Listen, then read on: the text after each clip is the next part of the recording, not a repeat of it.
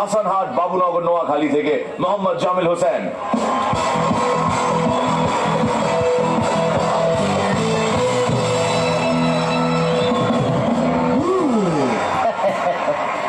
এই অল্প স্বল্প পড়াশোনা করে ডাক্তার হয়ে গেছি।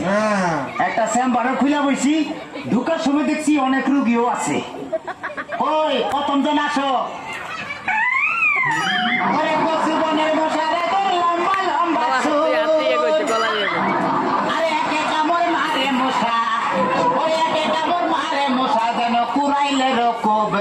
পাগল করিল বনের মশাই রে, পাগল করিল বনের মশাই রে।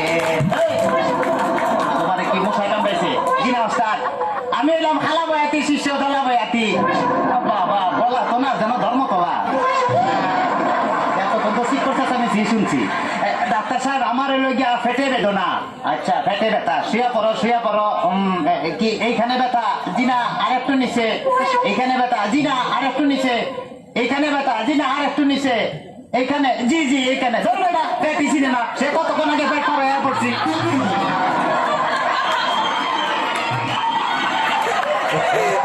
তবে তোমার পেট চেক করে যা বুঝলাম, তুমি তো সন্তানের বাবা হইতে চলতেছো।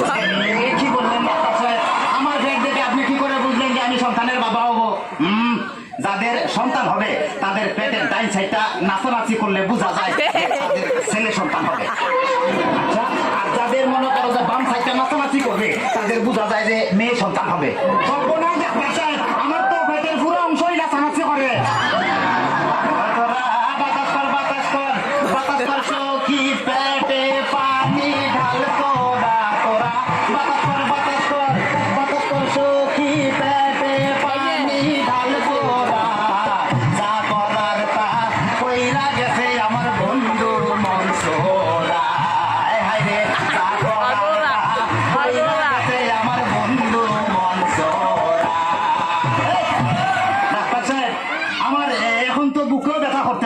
আচ্ছা দেখি একটু জোরে জোরে নিঃশ্বাস নাও, আরো জোরে। কোনো শব্দ তো পাইতাছি না।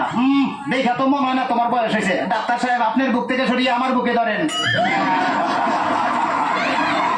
তোমার তো হার্ট অপারেশন করতে হবে। ও ডাক্তার, আপনি যখন করবেন আমার ওপেন হার্ট সার্জারি, দেখবেন হার্টের মাঝখানে আপনি মেয়ের বসে বাড়ি, আর সুরি চাকু না লাগে।